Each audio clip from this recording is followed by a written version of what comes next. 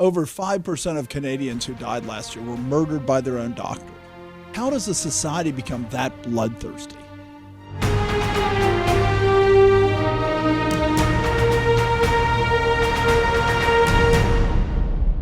Welcome to The Conquering Truth. I'm Dan Horn. I'm Connor Swim. I'm Charles Churchill. And I'm Joshua Horn.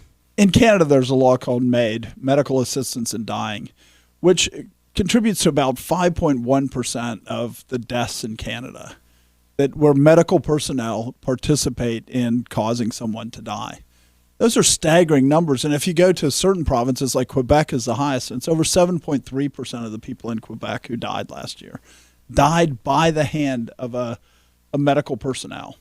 It's hard to figure out by province how much it varies because they tend to record more of the highs rather than which provinces are lowest.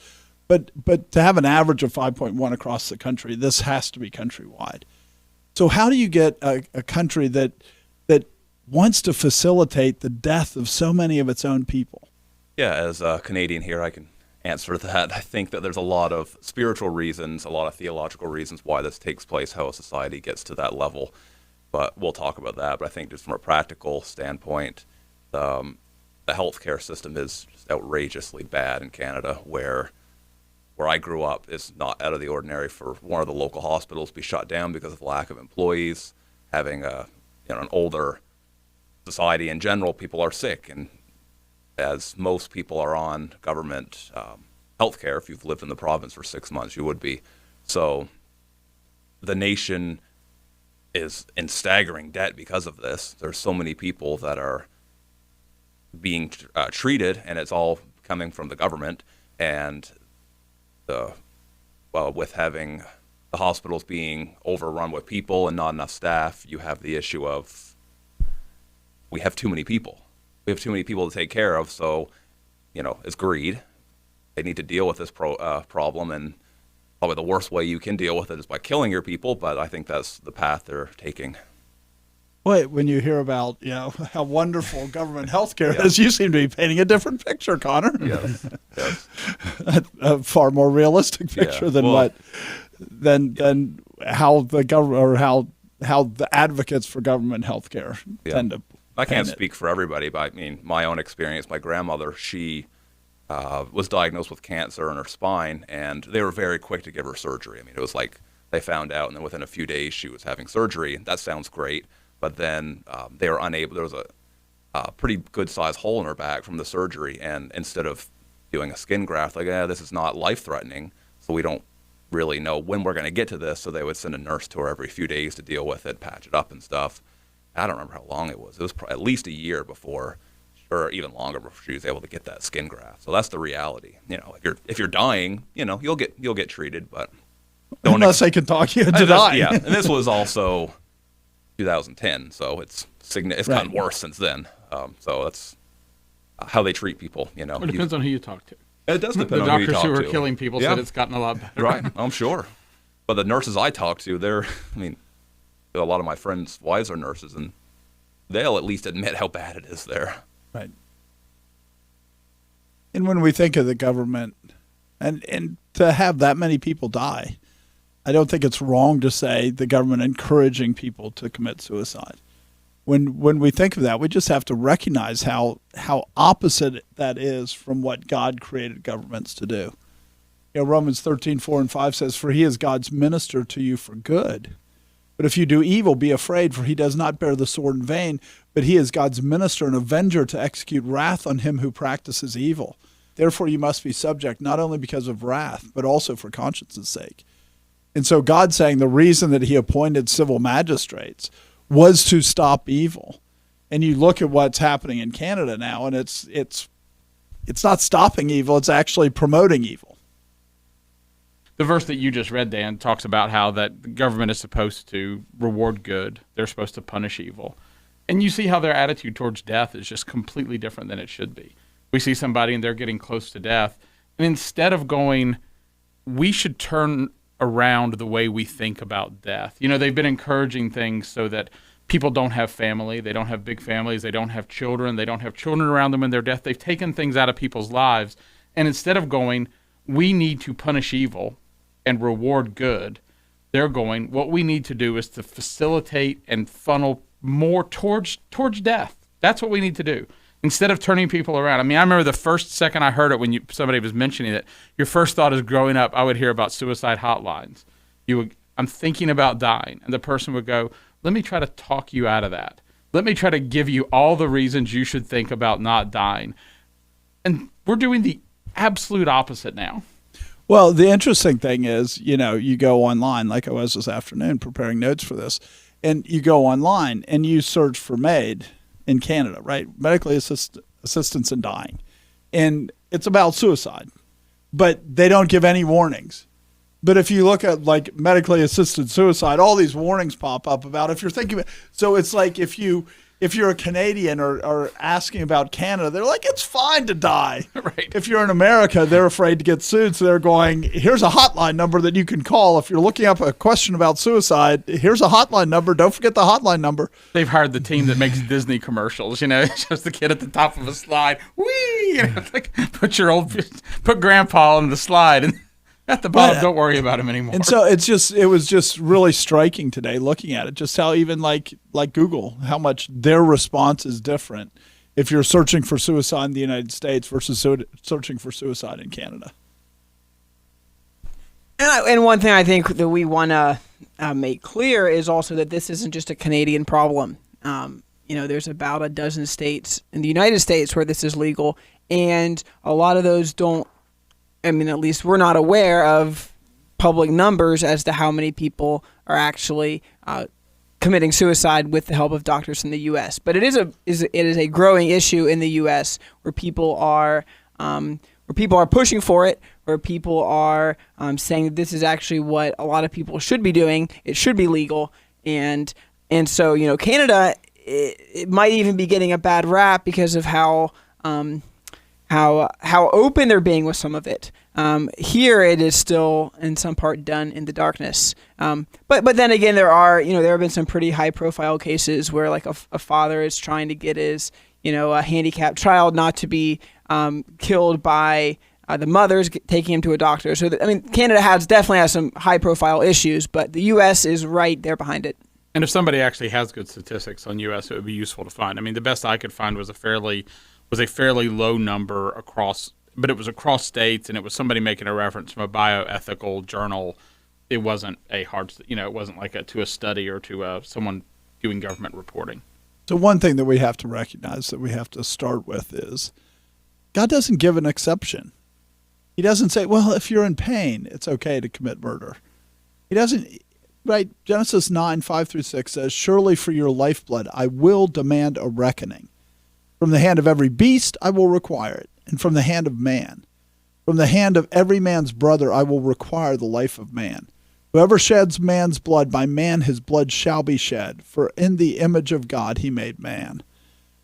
Just because you have cancer, and just because it's painful, or just because you're 100 years old, or just because whatever it is, just because you have psychological problems and you don't like to live anymore, God doesn't go, you've lost my image, so it's fine to destroy it. God says it's a sin to destroy it. It doesn't matter. And we've decided as a society, because of the weakness of the church, the Canadian society and the U.S. society is moving in the same direction, has decided the value of man is the pleasure he gets out of life. It's whether he's useful for society. But the biblical principle on which Western civilization is founded on is the idea man is made in the image of God. That's why we're different than other countries. That's why, Western civilization is different from the other civilizations and has prospered and is clearly leading the other civilizations. And the heart of it comes down to man's made in the image of God. And if you reject that, which Canada clearly has done, you should expect there to be real judgment and real damage judged, because God says he will render judgment for that. Which goes back even to the basic medical oath, which is, I guess, summarized as do no harm, though I think the version that they have now is a lot more complicated. But when you're helping people, when you're killing people intentionally, you can't do that under that. You have to start to redefine death to not be bad anymore. And so now killing people is actually helping them, and so everything is now flipped on its head. And the whole purpose of doctors, which is to save life, to restore health, now to get this suicide in, that has to be just completely undermined. And to some extent, you have to do that once you legalize abortion. It is the logical progression. Because if you say it's okay to murder the baby made in God's image, then that because they're not formed well enough, because they can't speak, because whatever reason, then why wouldn't you take somebody that's nearing the end of their life and apply the same criteria to them? They know the baby is as much human as the 95-year-old. So if you say it's okay to kill the baby who's, quote unquote useless, then why shouldn't you kill the 95-year-old that's quote unquote useless? In our founding documents, the phrase inalienable rights is used. And inalienable means you cannot sell them. You don't own yourself. That's part of it.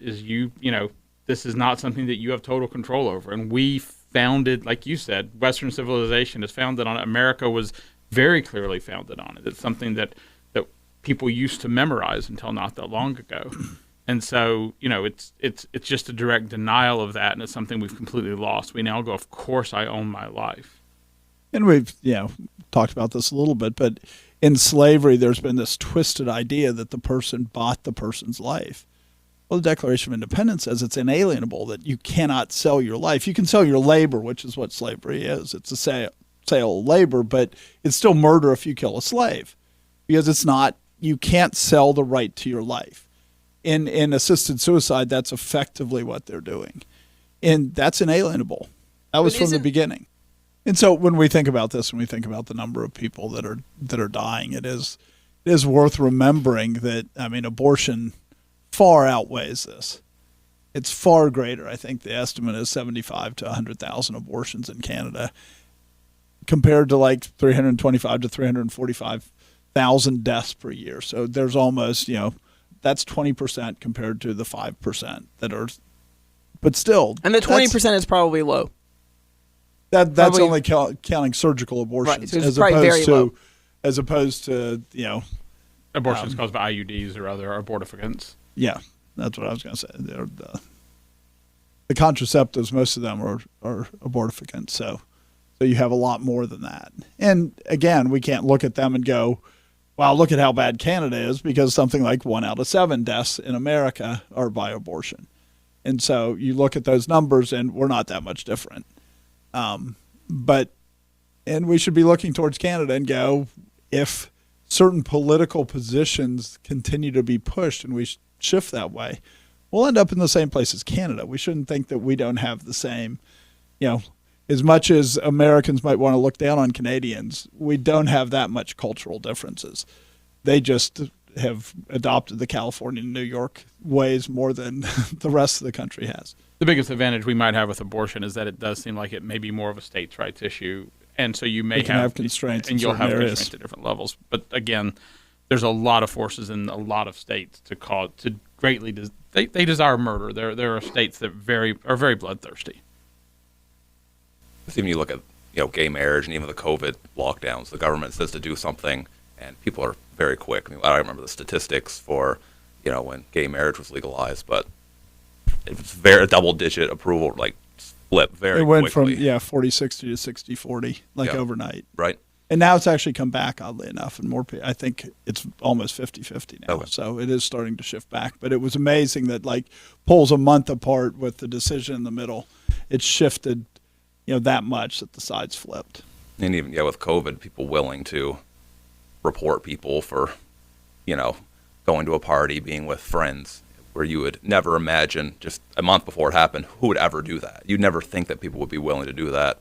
Thus the warning is, you may think a culture would reject this, but when I've moved away from Canada in 2015, I never even considered this concept that this would be a thing that would happen, but it doesn't take very long. It's one of the things we need to realize is that, we talk about one of the things the church does is the church speaks, and the church really has the power to speak to things. And the church is very quiet today on a lot of issues. But the government, by its actions speak. And when the government says something's right, like you're saying, it has a major, that verse you read in Romans. I mean, there's this part of it where you go, if they say something is good, the nation sees what they say is good. When they say something is evil, the nation sees what they say is evil, and it shapes all sorts of thoughts. Just like a parent can make bad rules in his house, and you see the kid acting a certain way, or you see the children going, "You're being very inconsistent. You're allowing this. That must mean this is good." That's what happens in a nation, and it happens all over it. And when you look at the jurisdiction of the church, where you have churches that, I mean, they just have jurisdiction over their members, and so the only influence they have is by speaking, as opposed to the government really is an authority. And when the authority speaks to that person who has no ecclesiastical authority in their life, what do they expect? Except, I mean, this is what we should expect, that unless you're speaking and shining forth light to make it look evil, they're going to go, well, no, the government's being nice. These people are suffering. So let's put them to death. Let's put them out of their misery. We're showing kindness. We're showing mercy. Because, the Bible says that the mercies of the wicked are cruelty. And that's what this is that they're selling it going, we're showing mercy. And the reality is it's cruelty and murder. Right. A lot of people really get nervous about these things because they call them slippery slopes. And what we're saying is it's not yes, going towards sin causes more sin. That's not the reason why you stay away from sin. Sin is bad enough on its own. Saying that you can murder someone for any reason, that's evil. Just point blank, the murder is evil. And I mean, I think, and God says he'll judge for it. Right. I mean, in one of the episodes we did not that long ago, we looked at, like, in the Old Testament, where if someone died outside of a city, God literally required the closest town to come and offer a sacrifice because someone they were was supposed killed. to investigate it, too, if they could find it. But when you couldn't figure out what had happened, when you couldn't figure out who had done it, I mean, this was like how seriously God took death, how seriously he took a single death. Someone died out here. We're not sure what happened. Let's make sure that God isn't angry at us. Let's make sure that God, and so whereas today we go, of course we have the right to kill. And we did an episode on suicide and why it's wrong, and we're going to try not to rehash everything we said in there, but one important thing is that there's a lot of ways that we unintentionally end up encouraging suicide, or even the way we speak about it as acceptable, or we're covering it up, or we're not calling it wrong, or we want to be sensitive to the person who killed themselves, and so we'll just not even mention it. Not even mention that they had killed themselves, and certainly not say it was wrong and it was a testimony to their character. And when we're doing that we're on the slippery slope, the slope that is sin the whole way down. So that's not the way we ought to be dealing with these things. Right. Even just a few days ago, a famous actor's daughter committed suicide when she was like 42 years old.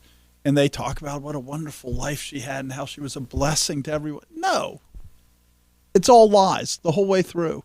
Somebody who reaches the point of committing suicide, they've caused a lot of problems for other people. And that doesn't mean that they should commit suicide. I don't mean that. But to pretend like that she was this loving daughter, this wonderful person, she was such a wonderful friend, that's not how it works. Yet we want to not judge her for her suicide, and then people say all these other things about her. And this is like Rick Warren when his son committed suicide, about how he was such a wonderful Christian. No, he wasn't. And we want to lie so that suicide becomes acceptable. And part of it is we're just a bloodthirsty society. We just love to see the shedding of blood. So we want to go, oh, this person was wonderful. They just decided one day to commit suicide. That's not what it looks like. I was just getting ready actually to debate whether to bring that up, because there was Martin Short's daughter, there was Tommy Lee Jones's daughter, there was Ron, the guy who did Princess Bride, the guy from Meathead. Rob Reiner. Rob Reiner, his son who killed his parents. There's been I forget, there was about 4 or 5, maybe 6, and very recent that were middle of life. They've lived very protected, they've lived easy lives. And I'm not saying like wealthy, they didn't have at least wealthy That's lives. what I mean by, yes. As far as their parents could provide for them, they have been provided for. And they have had a lot of things. But then you see where they go. And this is exactly what happens is you look at it and you go, they should be the happiest people on earth. They should be, and so you have to understand how hateful it is, like you were saying, to look at that and go, do you not understand what's happening? This is the fruit. This is the fruit of this type of life. This is the fruit of that. This is not having restraints, being able to do whatever you want. And so there's this part of it where this is exactly what Canada's doing.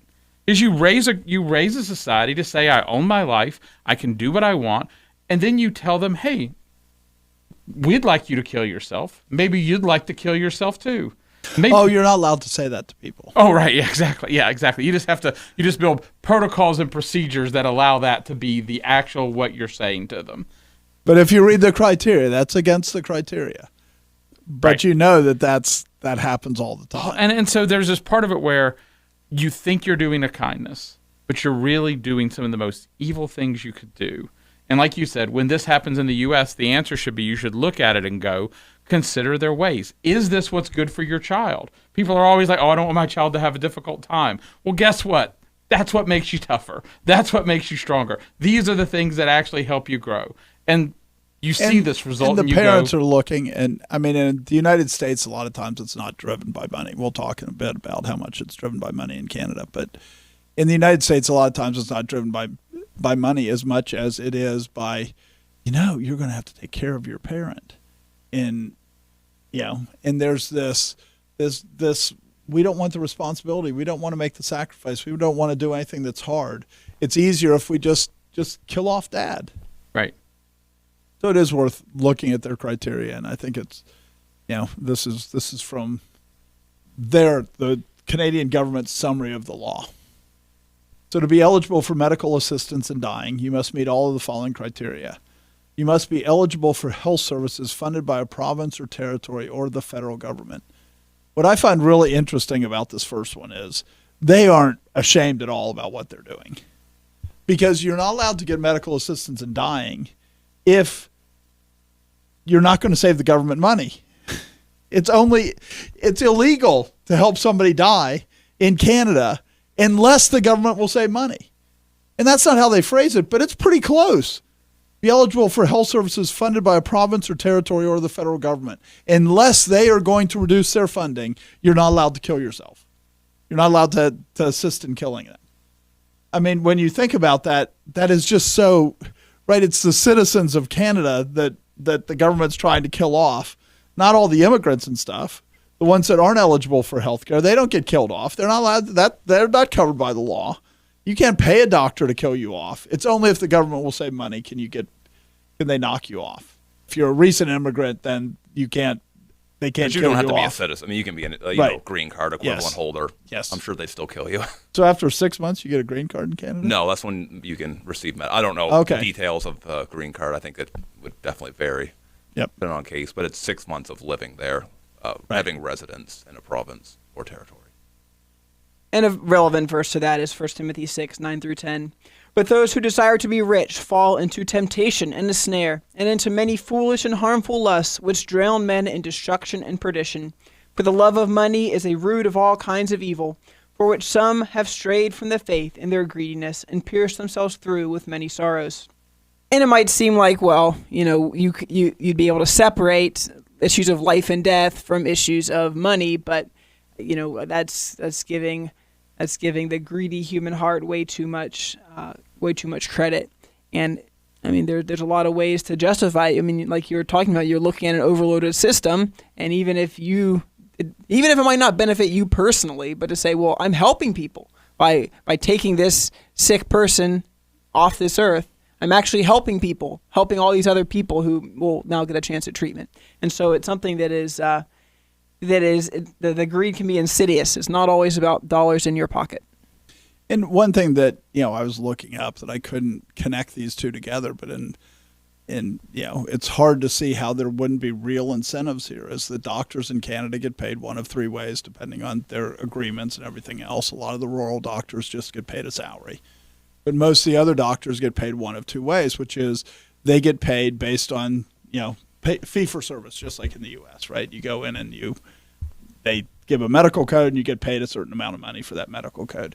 But the other way is, and they're starting to move towards this in the U.S., which should concern us because, There's real incentives here to do things where you just take a pool of people and you get paid per capita. So you have this X number of patients, this 1,000 patients. And so for that 1,000 patients, you get X number of dollars. If they come to you all the time, that's your problem. If you can get them healthier so that they don't come all the time, then you make more money. And so somebody that's in that situation, you are setting them up where all of a sudden somebody comes in with, like the young man who the mother was pushing for suicide and killed the same day and all this stuff. He was diagnosed with diabetes. Well, if you're the doctor and you're going, he's 28, I'm going to have to treat his diabetes for the next 60 years, 50 or 60 years. This is going to cost me a lot of money. Or I can talk him into committing suicide, and my pool of people is now significantly healthier. My work for the next 50 years is reduced. You are really giving perverse incentives to the doctors. And it's really easy to think, as we do in this country, we kind of go, oh, doctors, they're such holy and moral and righteous people. No, they're not. They're people. And a lot of them are very greedy, or you would have no abortionists. I mean, these are people that are chopping up babies, and they're willing to do that. And people then look at medical doctors and go, oh, look how much we should esteem a medical doctor. No, they're people. And a lot of them are quite greedy. And to think that this wouldn't affect the numbers, of course it would affect the numbers. We just did an episode on total depravity where we looked at Jeffrey Epstein and talked about how evil he is, but people act shocked that a man can be that evil. And the answer is, without constraints, men are that evil. That is what men become. And this isn't just constraints. Like you look at anything, you look at like divorce. The fact that they allow no-fault divorce, the fact that people can advertise for it is attacking marriages. I mean, this is a way to attack marriages. Don't take your vows seriously. Even though you said this, even though you said you're going to do these things, don't take it seriously. I mean, how many days, if at a certain point in your life, would you contemplate a divorce? There are days you'd seriously consider it more than others. But Charles, there was divorce before no-fault divorce. There was abortion before it became legalized. They use these exceptions because it is largely constrained for most people as a rule to then remove the constraint, and then all of a sudden 50% of marriages end in divorce. All of a sudden you have these women, the number of women that are aborting their children skyrockets, and they pretend, but it was happening before. Yeah, it was happening before that 1%, 2% of marriages ended in divorce. Now it's 50%. You remove the constraint, you get more of the sin. Before before everybody was miserable, and now they're all happy, and now all the marriages it's solved all the problems too, right? I mean, they don't really talk about that part either. Right, where people actually went, well, I'm stuck with this person, I'm going to have to figure it out. So the next one is that you must be 18 years old and mentally competent. That mentally competent is very loose too. But at least they're not killing children yet, other than babies in the womb. Those they kill wholeheartedly. They also don't consult them. And they also don't consult them. See, I thought that being suicidal was like a mental illness. And it so was until they eliminated it so that they could kill people. Yeah, I mean, it seems like wanting to kill yourself should mean that you're not mentally competent. I mean, anyway, obviously it doesn't work if you're letting people do that. One of the reasons that they do same day assisted suicide, they go, is because that person, they don't know how long they'll be able to be competent to say that they can kill themselves. And so because they might lose competency at any time, you have to hurry up and murder them. I mean, when you put criteria like this, people are going to flex the criteria to get the results that they want. And these aren't hard criteria. What does it mean to be competent? That's hard in terms of something measurable, an objective criteria. It's a very subjective criteria. The next criteria is that they must have a grievous and irremediable medical condition. And so here, I mean, again, there may be more. This is a summary. The actual law may have more specificity in it, but in the end, it's always going to be driven by doctors. I mean, it's the policy. I mean, when you deal with medical policies, you can write it the way you want to write it. And aren't there two tracks There are two Does this tracks. apply to both of them or just one of them? This is the summary of the law, which would have both tracks in it. Okay, so I think one track is one that's terminal then, and one that's not. So track 1, I think the term they use is reasonably foreseeable death, and track 2 is that they don't have a reasonably foreseeable death. So supposedly 96% of cases fall under track 1, that they can, we can see you're going. I mean, in their summary of reasonably foreseeable is that you were very near death, but again, some of these people, they could live another 10 years. Yeah. And so... And the second one, I think it is a bit harder to get approved for it. It is supposed to be harder. So they do, I mean, they're not just like all safeguards completely off, but... But they've only been doing it 5 years. Yeah, and I mean, one is too many. And the issue of even the irremediable condition, where I think that's kind of track 2 is what that is, and track 1 is that it's a medical condition that's supposed to be driving you to your death. Right. And so, but the other one would be, I mean, and this young man who kind of raised the story that made us decide to do a podcast on it. I mean, he didn't, but obviously his father, I think, did. But he just had, type 2 diabetes. I mean, he had gone blind, I think, in one eye, and his other eye he had so it was advanced diabetes for his age.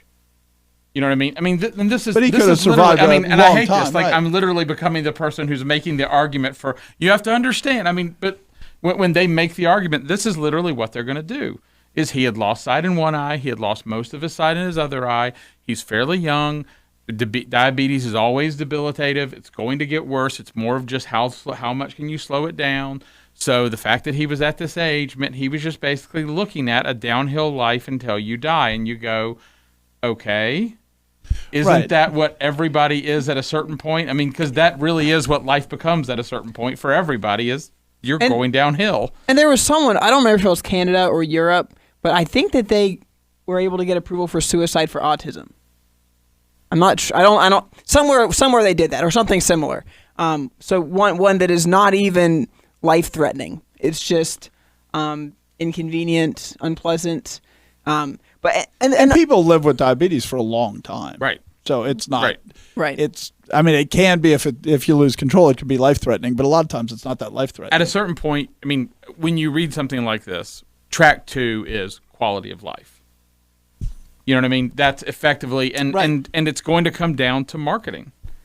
You know what I mean? It's, can you sell it? Do you believe that the board, I mean, and this is why we say that, this is the slippery slope part of it. The evil part is you say it's okay to kill somebody. And after that, you start making and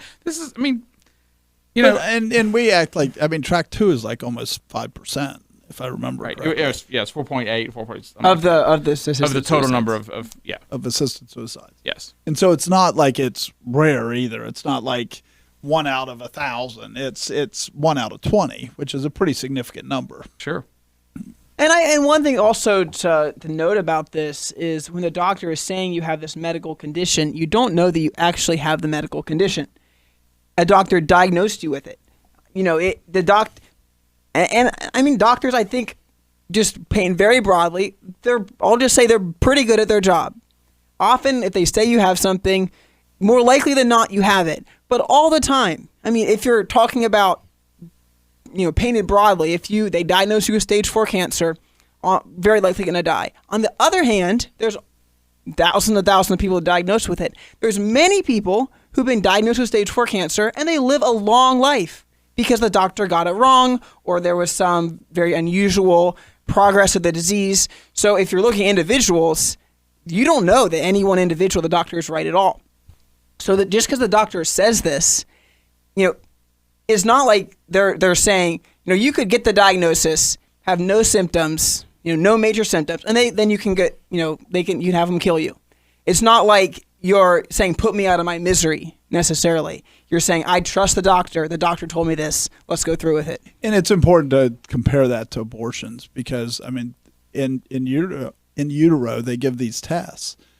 And there's a lot of false positives on those tests where they are working to convince people to commit murder, to murder their baby because they had a false positive.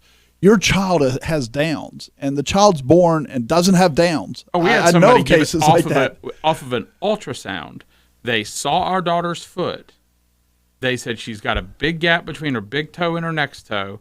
That's a pretty good sign of Downs. I'm just telling you, you should go ahead and expect that's the case. And they didn't say you should kill your baby because they of that. don't say that, but most people would advocate killing Downs babies. Additional testing, and we said we're not going to take the additional testing. But what I'm saying is they were right there. They were like, hey, look, I'm just telling you, it's like probably a 70-80% chance that she has Downs. Going along with your point with, when you look at this criteria, who's the expert? The doctor. If you're going to refer to somebody as, well, who can make this choice, going along with what you're saying, you appeal to a doctor. They're the ones that are able to kill you are also the ones that can diagnose you, that they basically are the jury and executioner essentially in this situation. Same with abortion too, as well, you can kill a baby depending, if it's the mother's life is in danger. Who decides that? The doctor can say, well, this seems mentally stressful on you. This could be bad for you. You can kill your baby. Your life could Some be in mothers danger. die giving birth, so Yeah. that might happen to you. So therefore, your life is threatened, right? And it really has to do with the morality of the doctors, and we shouldn't be thinking that these are highly moral men. I mean, they're not. There's not some special thing about doctors, Right. That's there is a exactly it. special thing about doctors, which is in Canada they're allowed to kill people with no consequences. Right. Right, and that's what I was Well, saying. it's medical personnel. Right. You could a Them nurse could and- kill you yeah. too. But I mean, one of the things, talking about that, when you see the next statistic, it's really important to connect these, right? A doctor tells you have stage 4 cancer, and then 4.8% of deaths happen the same day that the person talks about it.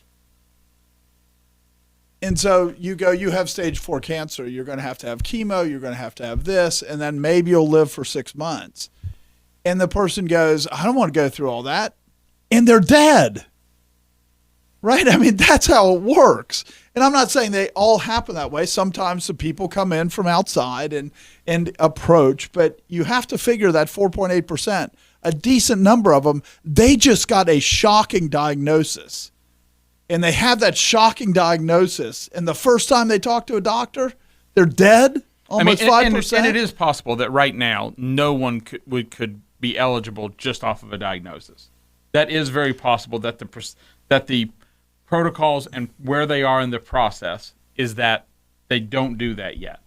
But the answer is How do they ever have more than a diagnosis, though? because you start actually seeing, like, in other words, like. But they're still diagnosing symptoms. What I'm saying is they may require them to be in a certain amount of pain before they do it. They may require them to have. And my so what point I'm is saying not is so the day much. of the diagnosis, they may not even have. They may have just had some early symptoms. You know what I mean? So I'm just Right. But what I'm saying is there's no reason to expect that they won't move to that point, because in the end, what happens is when you do these reviews, you're offering people something, and if people want it, they're going to say, you gave it to so and so. And the answer is don't I fall under? You know what I mean? It's by its nature, it is something that is going to take shape to give people what they want, both the government and people. I don't know, Charles. With all these defenses, it seems like you're pretty pro-suicide. No, I'm saying it's going to be. I'm saying that's what it's going to move toward. I'm just saying right now, I don't have proof that right now that they would allow someone to go, we know you have stage 4 cancer. Do you want to die today? I don't know that I they have do that. read an anecdote where somebody came in for a bad knee that was causing them lots of pain, and they were told, we can get you a knee 6 months to a year. You could die today if you wanted to. I said, And that was a reported story. If they're really doing that, they are absolutely not following their protocols. Which is, I don't believe which for a is second even they follow their. scarier. Oh, why Which- would they follow their protocols? Because the point of the protocols, the point of the suicide is to save the money. I understand that. So that's what I'm saying. But I'm just Right. going, people should recognize, even if it's not that bad, because I'm sure there are people going, Well, this person was like posting about it because they're like, Right. this just happened to me today. I tend not to believe anything people that say I stuff understand like that. So that's just more about But I also can easily believe that's the case because this is the way the system is working in Canada now. There are people that are like procedures that we would think of as very basic. Like you have a bad knee, you schedule your knee replacement. In the US, that's just normal. Not so in Canada. It's Right. like, this is causing you severe pain. Well, I guess it's severe enough pain that we can actually put you on the list for a knee. Right. I mean, once you move into this, if there is nothing that morally prevents you from killing anybody once you move into this range. It's just whether they want it and whether you can get approval for it. That's it. And so you should the people who, if you're not watching this and you don't understand that we're coming this from a religious perspective going, they are sending people to hell.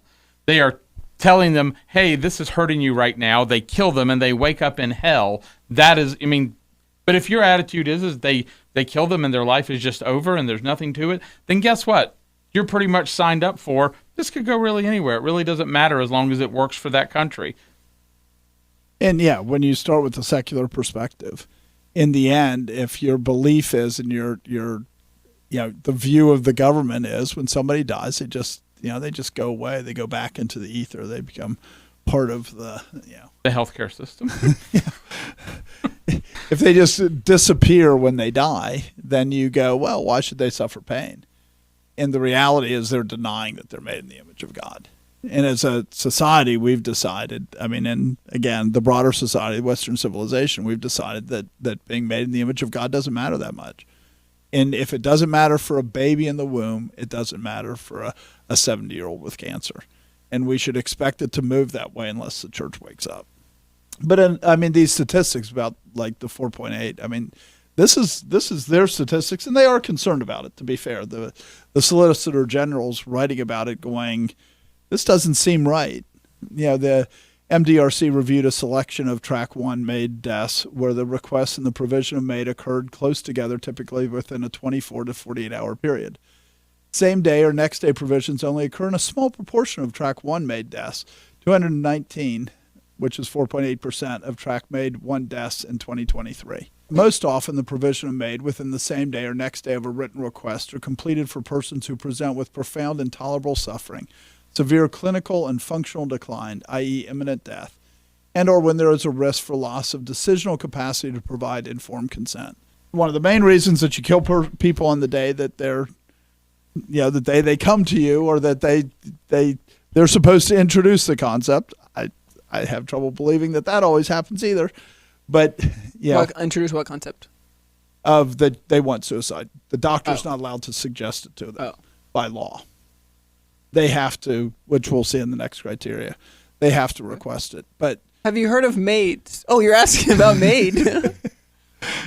Well, come on. You know how in a medical field like that, you think a nurse isn't going to come up and go, you should ask them about this. Part of it is, though, that they're going to have trouble giving consent. So we have to hurry the death along because they'll have trouble giving consent. Well, why will they have trouble giving consent? There could be a few reasons. One of them could be they have borderline ability to give consent now. And maybe you shouldn't really take their consent as consent. And so there's this real pressure to say, well, if the consent is marginal, let's kill them quicker. And like you said, it's interesting reading some of the documents because it was clear there was a point where this was the year over year, the rate was increasing pretty significantly. And the government had some concern about the amount that it was increasing and going, we expected it to level off at this point. And like this, and I wouldn't attribute any of, they're always, anything that's political is always going to be viewed with, we have to make sure we don't cause a scandal in this way. But they're also going to be looking at going, we also don't want to cause people who could be productive to the society. We don't want to, they're going to look at it and go, this is financial on both sides, right? And so I'm sure they're also looking at it going, we don't want to tip the scales too far in the other direction because that could also cause us lots of problems in the other way. And so it's not morals in the sense of like them going, life is sacred. It's going, there's some life that's useful and there's some life that's less useful. But even, they were concerned, and it depends where the concern is, right? Because if you're in the health service, they're going, the concern is that it's not 20% because that would save us more money. And you look at the Solicitor General that we just read, and he's going, we're kind of promoting murder here. Right. This is kind of disturbing. Right. And you can have the same government that has both of those, the people that are holding both of those views at the same time, and they're conflicting in those views. Absolutely. And if it's an election year. Right. And so, but all of this comes down to, like you were saying, that they were concerned about the rate of increase, but then it used to be that there was a mandatory 10-day waiting period when they first passed the law. And then in 2021, they eliminated the 10-day waiting period so that now 5% of the people are killed like right away. I mean, Right. this, and the Solicitor General is going, this doesn't seem right. All right, that's, just took an excerpt out of the report, but the report really is, this is pretty concerning that we have this many people that are being killed really quickly. Right. We're making fun of America for letting people have guns. And they instead, frequently we do give make them wait 10 days. Yeah, there's a waiting period for guns, but there's not a waiting period for the doctor to stick a needle in your arm and kill you. And part of it is that as societies, we've decided that the highest standard of the society is to never suffer, to never have any problems, to never have any difficulties. And that's not how God designed the world. I mean, it's through suffering that we turn from our sin. It's through suffering that we mature in our faith. Suffering in God's plan has really significant reasons. He's not arbitrary and just goes, ha ha ha, I just want these people to suffer. I mean, Christians really suffer, and they really suffer because God knows what is good. You know, it says in James 5:10-11, my brethren, take the prophets who spoke in the name of the Lord as an example of suffering and patience. Indeed, we count them blessed who endure. You have heard of the perseverance of Job and seen the end intended by the Lord, that the Lord is very compassionate and merciful. God puts us in situations where we suffer so that we can testify, so that we can be blessed. And so Canada's saying, well, if you get in that position, I'm going to kill you so that you're not blessed, because they go, it's not a blessing to ever suffer. And God goes, it's a real blessing to suffer at times. I mean, one of the things we should also realize is some of this is just purely the result of people depending on the government. Because there's this part of it where if you largely die at home, if you're with your family, then each person's suffering becomes a private, separate thing. Right. You move all the suffering into one location, and what happens is, I mean, the people whose job it is to take care of your suffering family goes, there's so much suffering here. That's all there is suffering. All the suffering becomes concentrated, and in fact, it's not, Johnny doesn't know his grandfather, and he hasn't seen his grandfather and gone in and sat with him and read to him, and you know what I mean? And there are all these things that it ends up being more of a familial thing. It ends up being distributed. It ends up being in the places where it should be, as opposed to, well, I really don't want to take care of them in the first place, which is already a problem. And so if you don't want to take care of them, then you're expecting this person who mainly has a bottom line to take care of them. It's really just the end result of a system of not caring. And it's really important to recognize, you know, as you were saying, that I was thinking of Ecclesiastes 7, where it says it's better to go in the house of mourning than it is to go in the house of feasting. Because when you go in the house of mourning, when you go and read a book to your grandfather who's dying, and you see their death, it makes death real. And one of the things that you see with children now is because we've separated, and we've kind of separated that suffering of death and the difficulty away and put people in nursing homes, put people in hospitals, we separate it, is that there's a invincibility and a sense among the children that they're almost immortal and that these things won't happen to them. And it's really, really useful for people to understand death at a young age. That's really useful to say I shouldn't just mess around my whole life. It's really useful to say I shouldn't just expect that I can do everything and survive and do really stupid things. And, you know, it's a real constraint on society. It's a real blessing to see that mourning. Yeah, and I think so in the end we've deprived families of that, and then we've caused the people who we've tasked with doing this. They're gonna have a compelling argument in this, because you've already accepted the fact that all the suffering is going to happen there. And so if you're looking at them, they're all going to be like, listen, this is all we deal with, is we just sit around and we watch these people die. That's what we do. And you know what? What is also obvious to me, just having been around enough, is they're only going to do it to a certain percentage of people. They'll choose who they want to try to get to die. Sure. Because there'll be people who they'll go, yeah, he's not going to listen. I'm not going to try.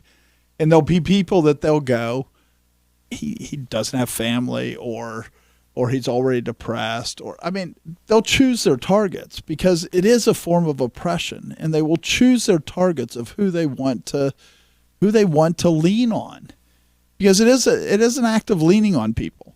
And let's be serious.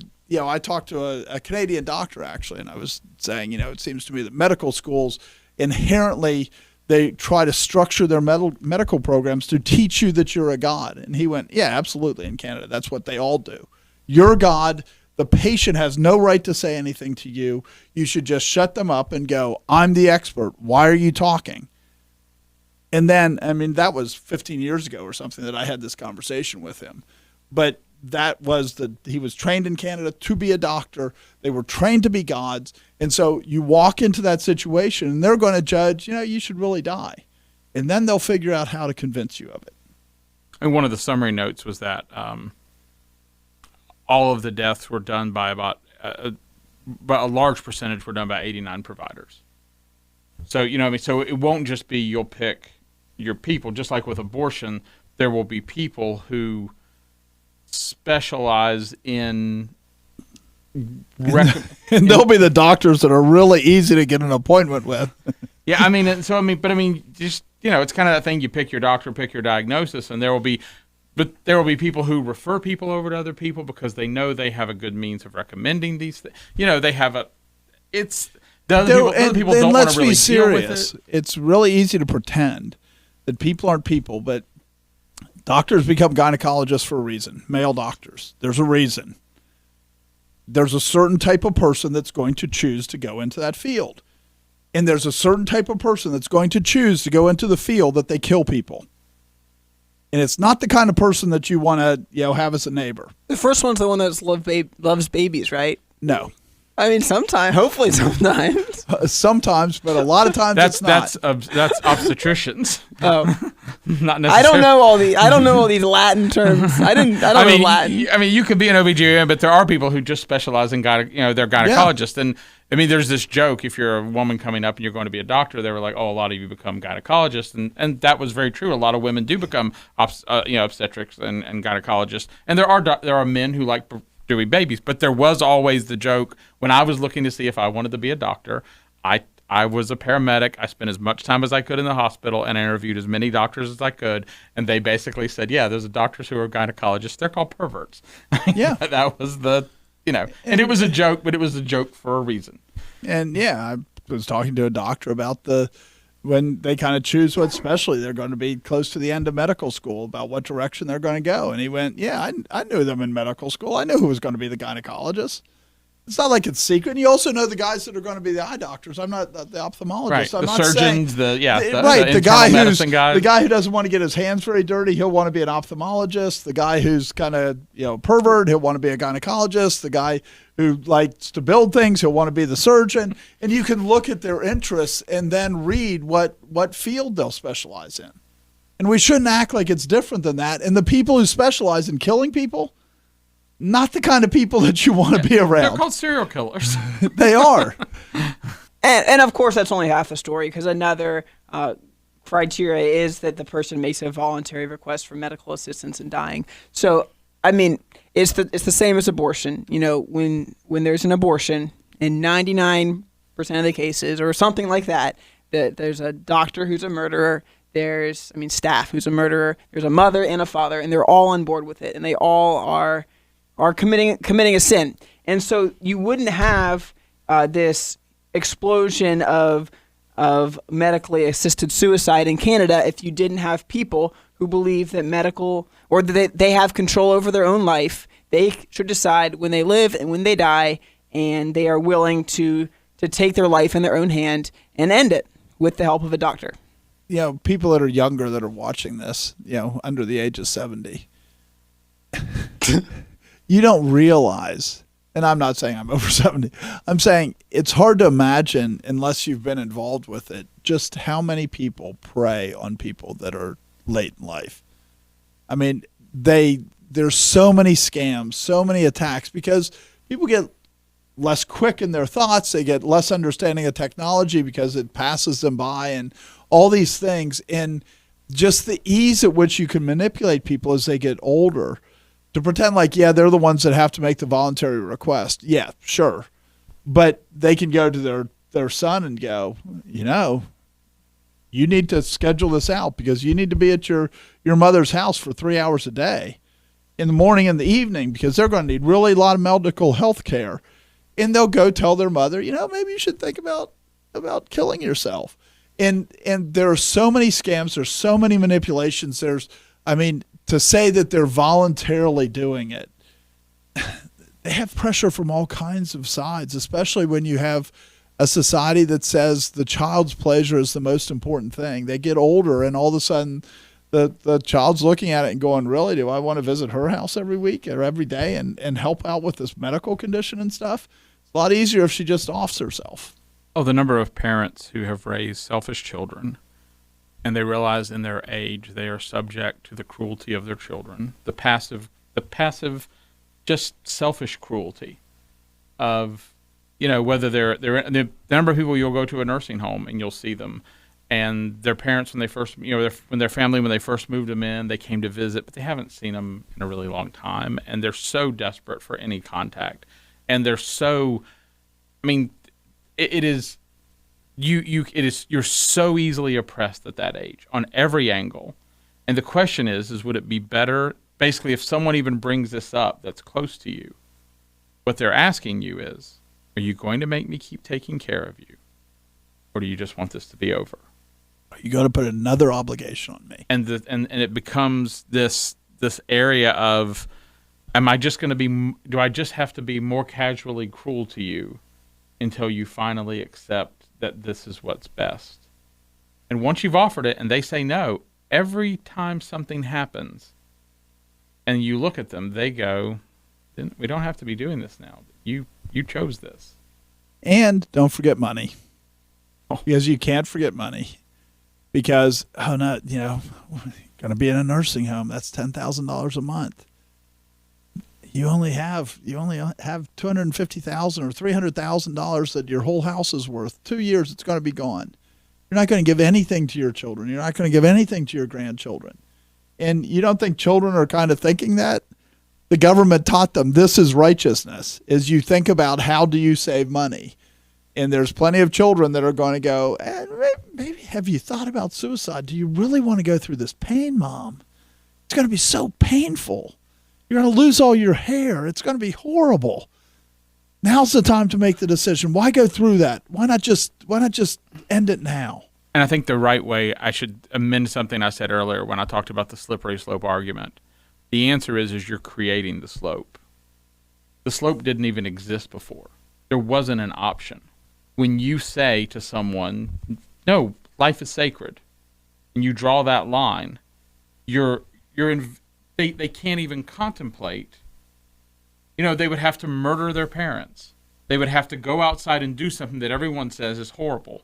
But instead, what you've done now we can all conspire together. Right? I think there's called it good. People go, often what people call a slippery slope argument is literally they made the slope, and then they're mad at you for pointing it out.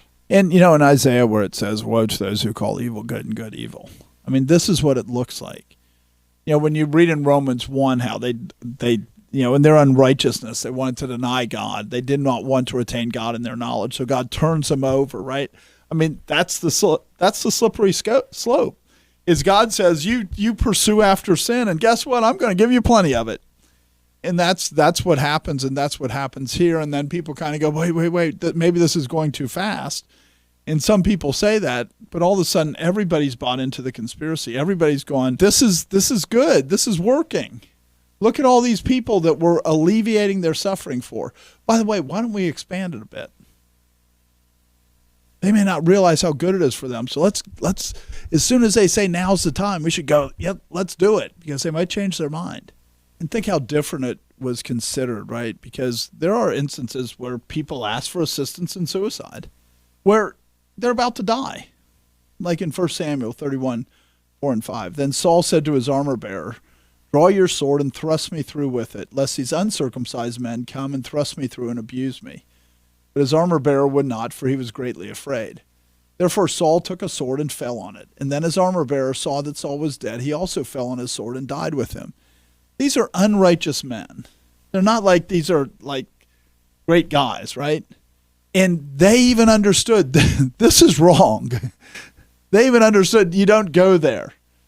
And we've moved so far from basic biblical principles that we think it's okay to try to talk in Western culture, I'm not saying us personally, but in Western culture, we've kind of reached the point where it's moving more and more that it's okay to try to talk your parents into killing themselves.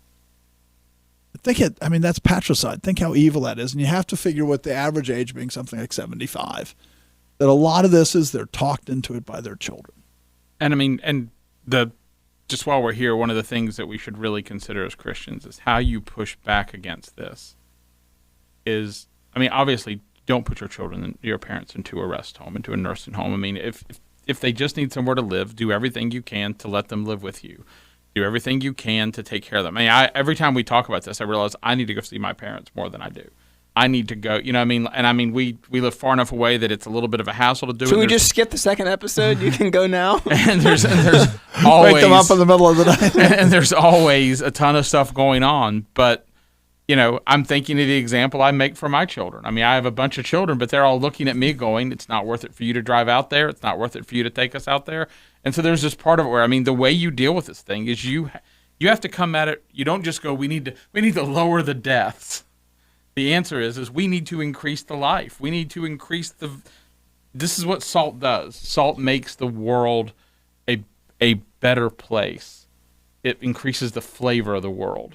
And we need to look at the value of life as being made in the image of God. And it's easy to go, oh, that baby in the womb, made in the image of God. It's easy to go to your parents, made in the image of God. How about the drunkard who's lying in the gutter and throw up? How about the animals coming across the border? Right. And you mean people coming across? Yeah. Right. That's some people call them animals. No. No. But no, it's the same point. As long as we're going to treat people as if they're unhuman, we're acting the same way. And we need to, how do you talk about people that when you're talking to your children about them, about those who, and hey, a lot of times, you look at how many people have died from drug abuse in this country. It's easy to go, well, they were doing drugs illegally and stuff. They didn't have self-control, et cetera, et cetera. Instead of going, no, that's somebody who's made in the image of God that was destroyed. And we need to be really careful to teach our children not to look down on anybody. Because our greatest value is we're made in the image of God. The drunk in the gutter, his greatest value is he's made in the image of God. The baby in the womb, the 95-year-old, it doesn't matter. And that's the mindset that the church needs to start adopting. And as Joshua rightly said, the immigrant that is illegal and broke the law, and there's problems with all of that, but to look at them and say that they're not human. Because if you were in their situation a lot of times where they had that much financial incentive, a lot of us would do the same thing, except for the mercy of God. Because we're not in that situation. And I think we've become so polarized that when someone hears you say those things, what they come away with is they go, what you're saying is you can't have any immigration law. What you're saying is that every homeless person, you have to give them whatever they want. The answer is no, but their sin has to be dealt with. And the solution is not pretending like they're not people. Where do you go? How do you deal with what's happening? And the church goes, I don't know, man. I don't know. And the church is supposed to be the one who deals with it. This is it. And we've done an episode on immigration, and part of it comes down to the fundamental thing. If you just apply rightly the principle, he who does not work shall not eat, you solve a lot of the problems with illegal immigration. Right. And you say, if you come here, you have to submit to the laws of this country. And we do all kinds of other things, but what we don't want to do is protect our culture. Instead, what we want to do is say these are animals. Right, we've given up on the idea that we have a culture. The only culture we have left is pretty much comfort. And if all the culture you have is comfort, you will end up becoming a culture of death like Canada. the last criteria in the list is that they must give informed consent to receive medical assistance in dying. I mean, when you think about that, you go, I mean, first of all, we're obsessed with the idea of consent. We're obsessed with the idea that consent basically justifies anything. Anything a consenting adult wants to do, he should be allowed to do, as long as it doesn't hurt someone else. And then we go, oh, wait. We're crossing this line. Well, as long as he wants it, it's not hurting him. And you should read, I mean, a passage. This is a passage that I go to fairly often outside of the abortion clinic. Psalm 10, verses 4 through 8. The wicked, in his proud countenance, does not seek God. God is in none of his thoughts. His ways are always prospering. Your judgments are far above out of his sight. As for all of his enemies, he sneers at them. He has said in his heart, I shall not be moved. I shall never be in adversity. His mouth is full of cursing and deceit and oppression. Under his tongue is trouble and iniquity. He sits in the lurking places of the villages. In the secret places he murders the innocent. His eyes are secretly fixed on the helpless. So when you think about informed consent, I mean, one of the things at the abortion clinic we talk about here is the abortion clinic is like this, and it causes the mothers that come there to become like this.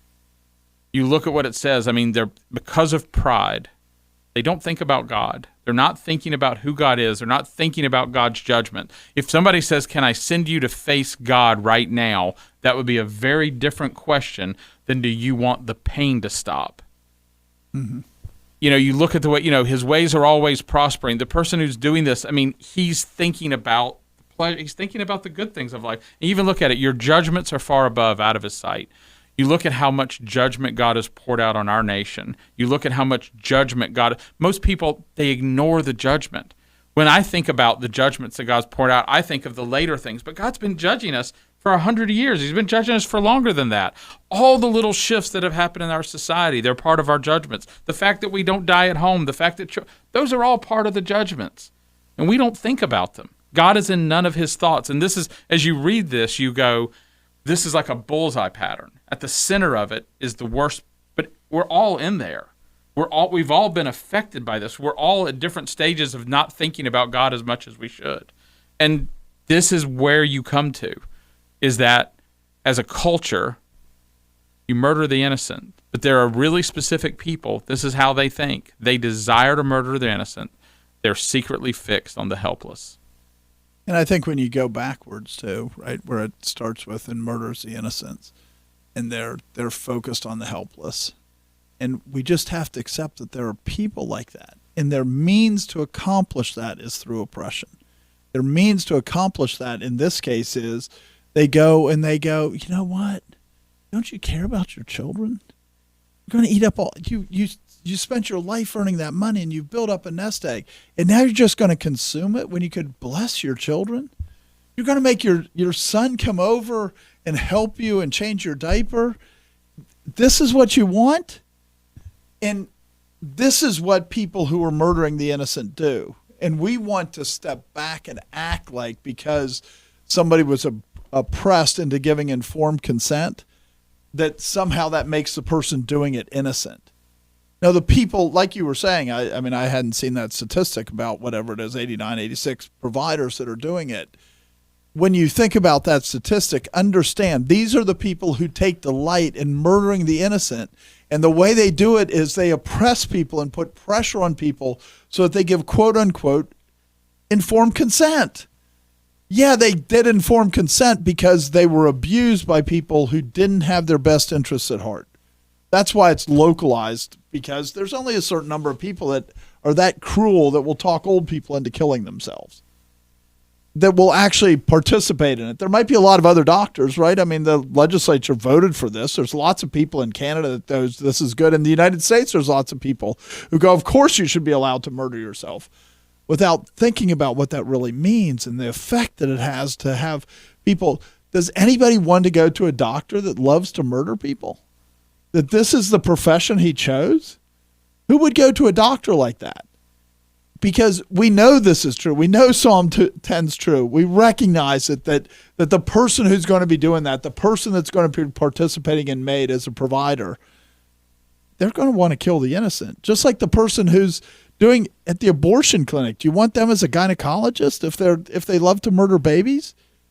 And this is why you separate it out, because it is a certain class of people that will want to do this. And those kind of people, they will oppress people. They will push them. They'll do it subtly. They'll do it smoothly, but they will oppress them to get quote unquote informed consent. I know. I mean, all it takes for it to be lies is just as simple as saying this is your decision to make. It's not their decision to make. God doesn't give you the right to end your life. So, Right. I mean, right in the law, that's the lying, that's the oppression right there. You're not allowed to justify evil because of oppression. And that's part of it, is all the way down. You know, it's like, because, I mean, a lot of the girls who go to the abortion clinic, they're there because, you know, if somebody else told them, if you have that baby, this isn't going to go well. You know what I mean? The other people weren't going to. The number of times their parents say it. Right. It's just so shocking. Everybody around them. But I remember one of the things that we'll say to them, and you try to say as you go, there's many of you are here because the world has treated you poorly, and I believe it. But you've taken the oppression of the world and you've turned around and you've decided to oppress the person who is weaker than you. And so when you look at these things, you look at all, I mean, it's oppression on top of oppression on top of oppression, and the person at the bottom is they're just at the end of the oppression line. And then we go, well, that makes it okay. No, it doesn't make it okay. And you look at somebody that's in their 80s and go, he just doesn't have the strength to resist. And that's why they're at the bottom, and all this stack is stacked upon them, and they go, yeah, I agree.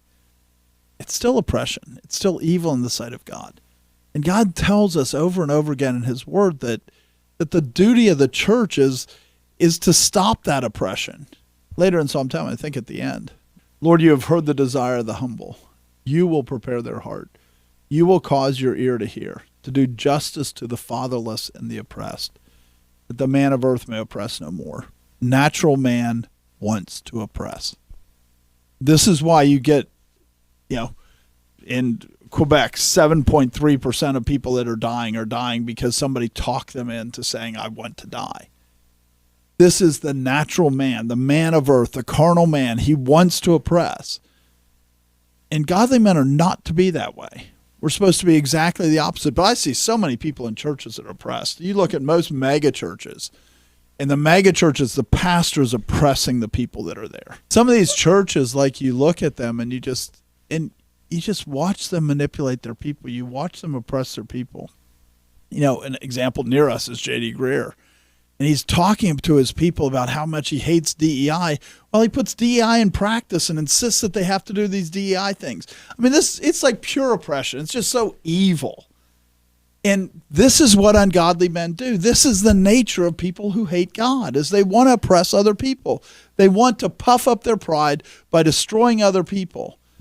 And sometimes they're just doing it because lust of the flesh. I don't want to have to visit my mother every day. And some of it's because they just like to kill the innocent. And the church is supposed to be the one that goes, that is evil. It's not borderline evil. It's pure evil. And it will cause destruction on societies. And we're seeing it all through the West. All the abortion. Our societies are disappearing. You look at, how long will it be before Europe is majority Muslim? Not very long. How long will it be until the United States is a majority Muslim? Not very long. Because we're destroying ourselves because we don't mind oppression. We would prefer to be oppressed than to be righteous. We'd prefer to have oppression because maybe we can oppress somebody else.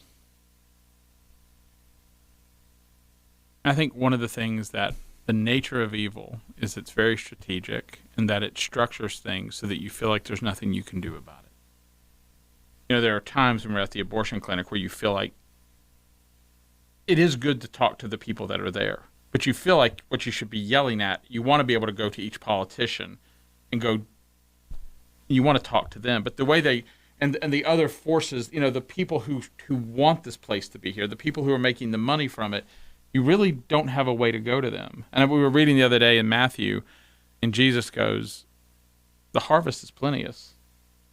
The harvest is wide into harvest. Pray to the Lord of the harvest that he will send laborers. And that's And that's really what God forces us to do, is to go back and cry to him.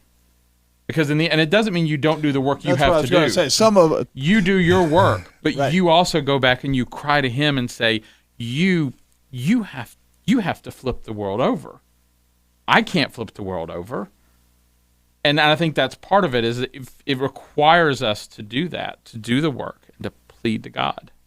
yeah, and I think a lot of times people go, "Oh yeah, I'll pray about it," without going. There's things you can do. You can when somebody's child commits suicide, and they go, "Oh yeah, he was such a wonderful life." It's like, don't pretend. I know you're suffering. I have great sympathy for your suffering. But he didn't commit suicide because his life was so great. And this is how people want to spin it all the time. The reality is he committed suicide because he hated his life. And let's not pretend like it's anything else. And those lies don't help anybody. Those lies just hurt people.